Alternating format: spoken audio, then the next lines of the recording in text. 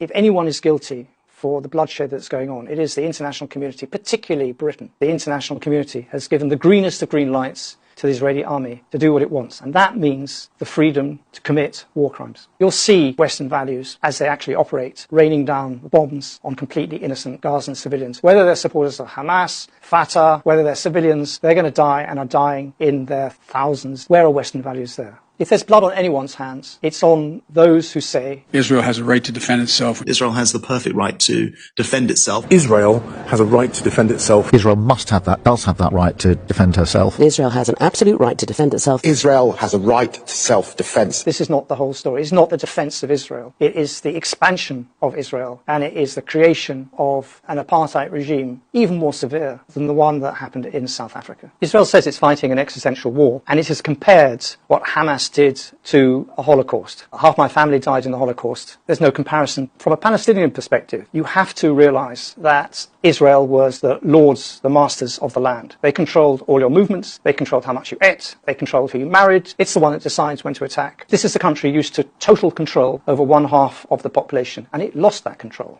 And it lost that control wildly. I'm appalled by some of the things that happened. The shock this has produced, the sudden loss of confidence in its star performer, which is its army and its intelligence services, cannot be underestimated. That shock has now turned to anger. That anger has now turned to an unholy desire to kill Gazans. I think now is the time that we need to erase Gaza. We gotta wipe them off the fucking map. I'm walking about every fucking flatland like a parking lot. Kill Palestinians! All of them! There's a kafar azar happening every night in Gaza. Women and children buried under rubble. There is absolutely apocalyptic scenes going on there. The Israeli Air Force deliberately targeting blocks, individual families, and wiping them out with precision weapons. And this is happening now to one family after another. I don't think Israel, and in particular the Israeli army, can give people lectures on brutality, particularly directed at children. It happens all the time.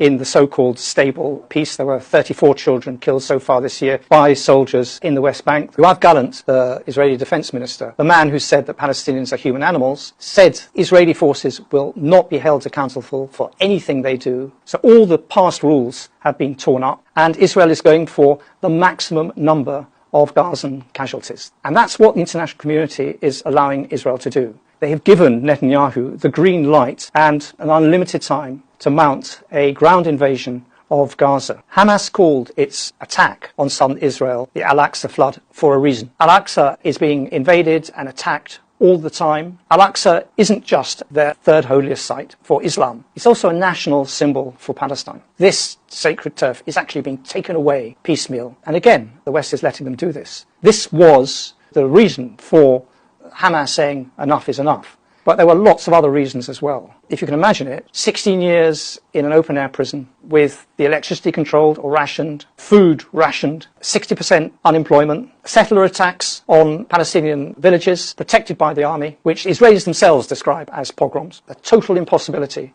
of a political solution or even a national unity government, and that suited Israel absolutely fine. And that is the situation that the Palestinians are facing. Now, what the Hamas attack has done is to say, I'm sorry, we're here. You cannot ignore us. And this is the fundamental problem of Israel thinking that it can wipe Gaza out. It can wipe Gaza out. It can kill 10,000 people, 20,000 people. It cannot kill the Palestinian cause. But what do you think is going to happen to the memory of all those dead in a new generation that will break out with even stronger force in 20 or 30 years' time? That's history. That's what's happened before. Resistance, armed resistance, has been crushed many times. It's been crushed regularly. And what has happened? Hamas is now much, much stronger than previous iterations of it. So there's always going to be, whoever you call them, a very strong element of Palestinians who say the only way of changing the situation is by armed resistance, until they are involved in proper negotiations and a peace deal and a calm and an exchange of prisoners. How do we stop the violence? We stop the violence by reversing course, by realizing that the Palestinians are people, that there's always going to be resistance, whether it's Hamas, whether it's anyone else, whatever they call themselves, they are not going to be chucked off their land.